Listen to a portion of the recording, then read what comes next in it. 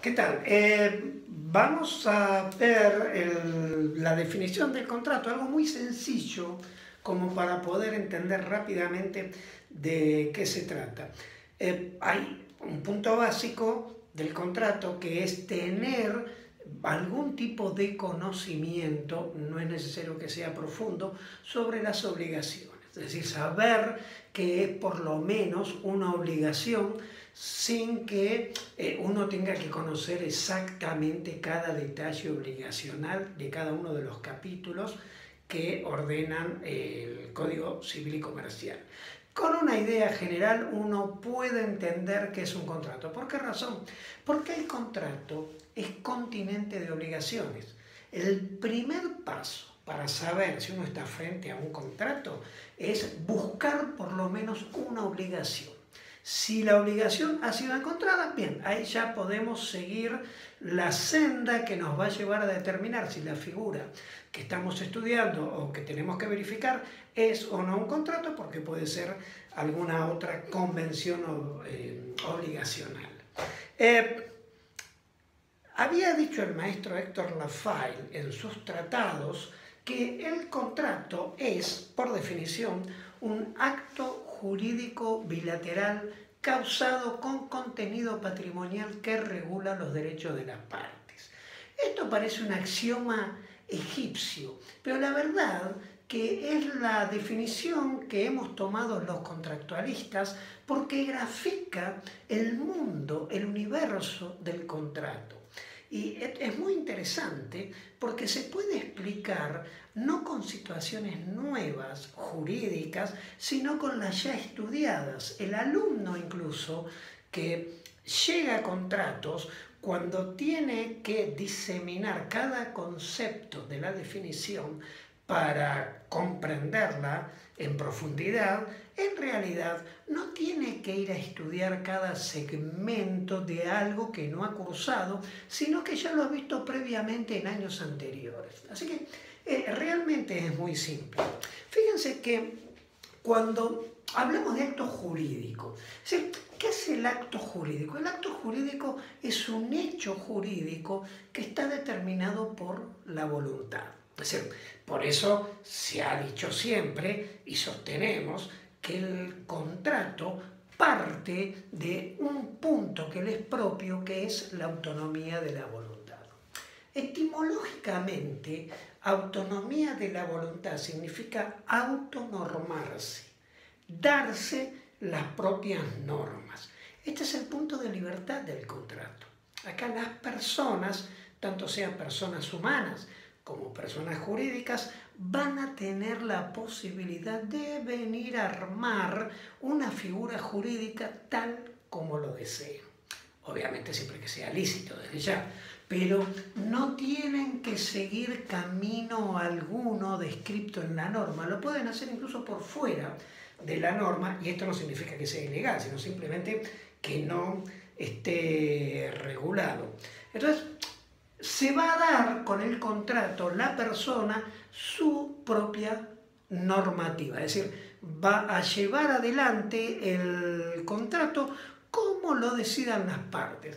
Entonces, vean lo siguiente, esto de autonormarse implica la expresión de la libertad.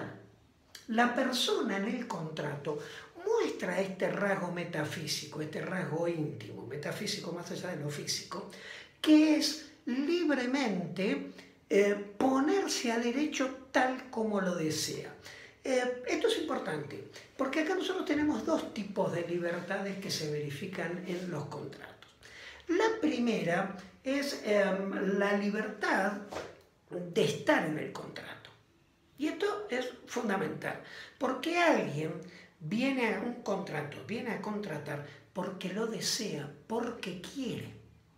Tanto es así que, obviamente, es una verdad de perogrullo que si no quiere no va a venir al contrato, pero si ingresa a un contrato y aquello a lo que se ha obligado no es lo que quería, entonces esto es revisable. Y fíjense que hay 6 puntos por los cuales los jueces van a poder revisar un contrato, que son los llamados vicios, que ya los vamos a ver en otro video, son 6, son los vicios del derecho privado, y es cuando alguien hace un contrato y tuvo un error o lo engañaron, lo que conocemos como dolo, o lo violentaron o simularon, no hay fraude o lesión, etcétera, etcétera. Esto lo vamos a ver en otro momento, en otro video.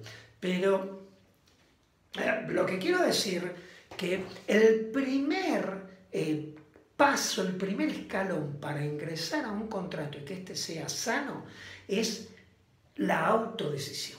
Es estar ahí porque uno quiere y su voluntad tiene que estar limpia. Realmente está realizando lo que quiere. Y el otro tema que tiene que ver con la libertad y que es básico en los contratos es que la normativa en general, cuando pone un contrato en la ley, lo que se llaman contratos típicos, ojo que hay otros que son atípicos, significa que no están en la ley y se pueden realizar igual. Pero cuando hay un contrato en la ley, uno cree a veces que tiene que seguir exactamente lo que la norma dice. Y esto no es cierto, porque las normas contractuales en general no son de orden público, son supletorias. Las normas supletorias, en contraposición a las de orden público, son aquellas que permiten que los individuos puedan dejar lo que la ley dice de lado y hacer como ellos quieren, es decir, obligarse como quieren. Las maneras en que van a lograr el cometido, aquello que están buscando para el contrato, lo van a hacer de como ellos quieran, como las partes convengan, pero no como dice la ley. Es decir, dejan la ley de lado. Esto se llama norma supletoria. Esto es típico de los contratos. La norma supletoria es para los contratos el camino llano. Entonces, necesito la libertad manifestada por la autodecisión, y que esto tiene que estar siempre sí o sí, y la autorregulación, que es optativa. Las partes lo harán como quieran o harán lo que la ley les manda. Entonces, este es el primer punto. Ustedes saben que la voluntad tiene 3 estadios, que son el discernimiento, la intención y la libertad. Es decir, esto tiene que verificarse para que haya autonomía. El discernimiento es una ponderación de extremos, es una valoración de extremos. Lo lindo de lo feo, lo que me gusta de lo que no me gusta, lo bueno de lo malo, lo lícito de lo ilícito. En el contrato, lo conveniente de lo no conveniente. Vean que hay una sola manera de que esto no se dé en la ley, que cuando las personas no pueden hacer, las personas humanas, esto no le pasa a las personas jurídicas, no alcanzan, no llegan a hacer esto, la ley los ha declarado previamente esto incapaces. Son los incapaces los que no pueden ponderar estos extremos.